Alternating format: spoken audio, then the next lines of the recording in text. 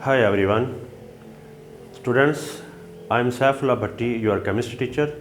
My dear student, today our topic is determination of the rate of a chemical reaction.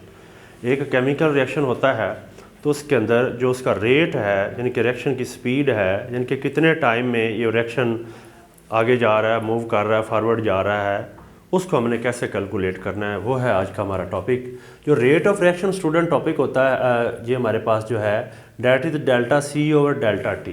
Delta C mean small change in concentration, यानी कि जब reactant product में जाते हैं तो reactant की concentration change हो रही होती है, रिएक्टेंट की मिकदार चेंज होकर प्रोडक्ट में जा रही होती है। लेकिन जो रिएक्टेंट चेंज होकर प्रोडक्ट में जा रहे होते हैं उनको एक सर्टन टाइम चाहिए होता है, वो जो टाइम होता है that is delta T. Student जो कंसंट्रेशन का यूनिट होता है वो है मोल पर क्यूबिक डेसीमीटर। मोल पर क्यूबिक डेसीमीटर मीन कि हमारे पास एक रिएक्टेंट की खास मिकदार है, वो आपके पास किसी भी फॉर्म में हो सकते हैं, और टाइम का जो यूनिट है हमारे पास वो सेकंड है। इसलिए जो रेट ऑफ रिएक्शन हुआ इसका जो यूनिट है मोल पर क्यूबिक डेसीमीटर पर सेकंड। आज जो हमने देखना है वो यही है कि एक रिएक्शन जो होगा, हम फ़र्ज़ करते हैं कि हमारे पास कोई भी रिएक्शन है, उसकी हमने कंसंट्रेशन ले ली 0.01 मोल। अगर वो एक सेकंड में इतना चेंज हो रहा है, फ़र्ज़ क्या ये एक रिएक्टेंट ए है, ये बी में जा रहा है, इसकी कुछ मिकदार है, मैं कहता हूँ हमारे पास है 4 मोल पर क्यूबिक डेसीमीटर। ये ए की कंसंट्रेशन है 4 मोल पर क्यूबिक डेसीमीटर। और अगर इसको बी में जाने के लिए 1 सेकंड लगता है या 1 सेकंड दरकार है, और ए बी में कितनी मिकदार में जाता है, सिर्फ 0.01 मोल। यानी कि एक सेकंड में अगर ए 0.01 मोल चेंज हो रहा है तो ये जो इसकी कंसंट्रेशन फोर्स ए से बी में जा रहा है तो 4 की कुछ मिकदार यानी कि इतनी मिकदार जो है 0.01 ये बी में कन्वर्ट हो गई है। तो ये जो ए की कंसंट्रेशन चेंज होकर बी में गई है यानी कि 0.01 कितने टाइम में गई है, डेट इज़ हमने फ़र्ज़ किया सपोज किया 1 सेकंड है, तो उसे हम नाम दे देंगे रेट ऑफ केमिकल रिएक्शन। ये हमारे पास एक सिंपल सी एग्जाम्पल थी। तो जब हम इसका रेट देखते हैं तो डेट इज़ 0.01 मोल पर क्यूबिक डेसीमीटर, और जो डिनोमिनेटर में टाइम था वो ऊपर जाके पर सेकंड बन जाता है। ये हमारे पास एक हमने एग्जांपल फ़र्ज़ की कि हमने रेट कैसे कैलकुलेट करना है, यानी कि हमने एक रिएक्शन की स्पीड कैसे चेक करनी है, कितनी कंसंट्रेशन कितने टाइम के साथ चेंज हो रही है। ये है हमारा आज का टॉपिक। हमारे पास एक बड़ी टिपिकल एग्जांपल है decomposition of hydrogen iodide. Hydrogen iodide जो है with the passage of time ये कन्वर्ट हो जाएगा हाइड्रोजन गैस में और आयोडीन सॉलिड फॉर्म में पर्पल कलर में कन्वर्ट हो जाएगा। अब जो HI की कंसंट्रेशन है जब हम इसको एक सर्टन टेम्परेचर के ऊपर डेट इज़ 508 डिग्री सेंटीग्रेड यानी कि 508 सेल्सियस पे जब हम हाइड्रोजन आयोडाइड को एक क्लोज वेसल में हीट अप करते हैं तो वो डीकम्पोज होना शुरू हो जाता है। वो डीकम्पोज होके ब्रेक डाउन होके टूट के किस में कन्वर्ट होगा my dear student, hydrogen gas में और आयोडीन मॉलिक्यूलर फॉर्म में, सॉलिड फॉर्म में। अब जब ये कन्वर्ट होगा तो ऑब्वियसली इसके लिए टाइम हमारे पास जो है ना वो रिक्वायर्ड होगा। अगर हमने फ़र्ज़ किया कि इसकी जो हमने कंसनट्रेशन ले लिया 0.1 मोल, और ये हमारे पास अलॉन्ग वाई एक्सिस ले लिया और अलॉन्ग एक्स एक्सिस हमने ले लिया टाइम, यानी कि कैसे टाइम के साथ ग्रेजुअली जो HI की कंसंट्रेशन है वो चेंज होगी वो हमने देखनी है। अगर 0.10 है तो ये 0 पे इसका मतलब उतनी है क्योंकि अभी रिएक्शन शुरू नहीं हुआ। जैसे टाइम फॉरवर्ड जाएगा, जैसे रिएक्शन प्रोसीड करेगा, जैसे जैसे टाइम गुजरेगा, ग्रेजुअली टाइम के गुजरने से जो HI है डिक्रीज़ होना शुरू हो जाएगा। 0.1 से 0.09 0.08 इसकी कंसंट्रेशन जो है वो डिक्रीज़ होना शुरू हो जाएगी क्योंकि वो किस में कन्वर्ट हो रही है, हाइड्रोजन और आयोडीन में कन्वर्ट हो रही है।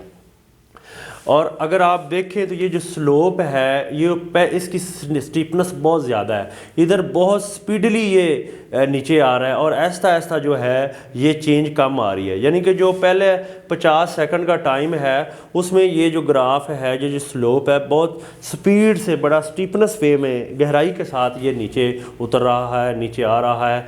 लेकिन आगे जैसे जैसे टाइम बढ़ रहा है इसकी स्टीपनेस में कमी हो रही है। अगर हम 0 से 50 तक आते हैं तो इसके अंदर जो पहले 50 सेकंड में यानी कि 0 से 50 में जो एच आई था 0.1 से यानी कि 50 सेकंड में हमारे पास राउंड अबाउट अगर हम देखें तो यहाँ पे आ जाएगा। और इसकी जो कंसंट्रेशन में चेंज आई है 0.0284 आई है, यानी कि पहले 50 सेकंड में एच आई ज़्यादा डिकम्पोज हुआ है।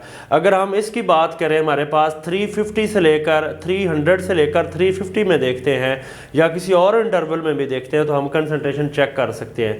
यानी कि 300 पे जब हम इसके सामने देखते हैं तो हमारे पास तकरीबन ये कंसंट्रेशन है, और जब 350 पे जाते हैं तो ये है। तो जो बीच में गैप आएगा ना वो हमारे पास कंसंट्रेशन होगी, और टाइम जो होगा वो 50 पे डिवाइड करेंगे तो हमारे पास जो कंसंट्रेशन है वो और आ जाएगी। तो जो ये कंसंट्रेशन है ये बहुत ही 0.0023 वगैरह या किसी और फॉर्म में आती है। कहने का मतलब है कि यहाँ पे ज़्यादा चेंज आ रहा है और लास्ट पे जो 50 सेकंड है या किसी और इंटरवल के 50 सेकंड है उनमें कम आ रहा है। इसकी रीज़न क्या है? Reason is quite simple.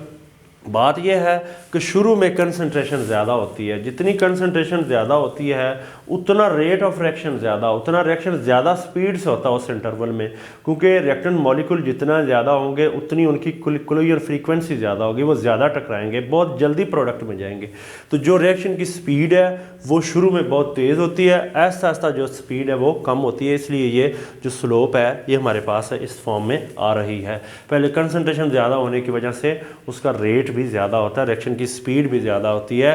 तो जो कंसंट्रेशन में चेंज पहले 50 सेकंड में मेरे प्यारे स्टूडेंट आया है वो नेक्स्ट 50 सेकंड में नहीं आएगा, ना नेक्स्ट में आएगा। यानी कि हम देखते देखते तो जो लास्ट में हमारे पास ग्राफ में 50 सेकंड है उसमें बहुत ही कम चेंज आएगा। ये था हमारे पास determination of the rate of reaction, chemical reaction को ग्राफिकल वे में हमने समझाया, कंसंट्रेशन को भी डिफरेंट वे में लिया है और हमने देखा है। यानी कि 0 से पे हमारे पास इतनी है, फर्स्ट 50 सेकंड में इतनी है। अगर हम 300 से 350 में जाते हैं तो कंसंट्रेशन 0.29 से 0.26 में आ जाती है। तो उनको पहले का जो गैप है यहाँ पे गैप में काफ़ी फ़र्क है। ये हमारे पास इसके टेबल फॉर्म में एच आई की कंसंट्रेशन जो डिकम्पोज हो रही है 0.1 से, और इस तरह हमारे पास।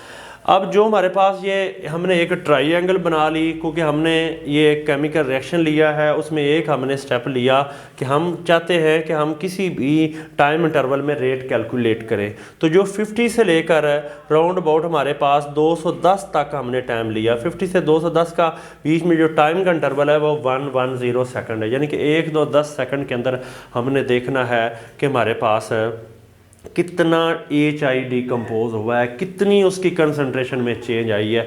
इनके टाइम तो हमारे पास गिवन है। तो हमने ये जो स्लोप थी इसके ऊपर हमने ये एक टेंजेंट ले लिया स्टूडेंट। ये जो टेंजेंट है ये हमारे पास क्या है, एक हाइपोटेनियस बना लेगा एक राइट ट्राइंगल का, और ये उसकी ए साइड है, ये हमारे पास बी है और ये सी है। और जो बी और सी ये बेस है, ये हमारे पास टाइम है, और ए और सी के दरमियान ये जो है हमारे पास कंसंट्रेशन है। तो जो कंसंट्रेशन हमारे पास चेंज आई है ए और सी के दरमियान, यानी कि 0.07 से 0.04 के दरमियान, जो वो हमने डिफरेंस देखा वो था 0.027, और टाइम हमारे पास ये था। जब हमने इसको डिवाइड किया तो हमारे पास आ गया 2.5 10⁻⁴ मोल पर क्यूबिक डेसीमीटर पर सेकंड। यानी कि हम किसी भी इंटरवल के अंदर है किसी केमिकल रिएक्शन का जो रेट है हम इस वे में मेरे स्टूडेंट हम कैलकुलेट कर सकते हैं।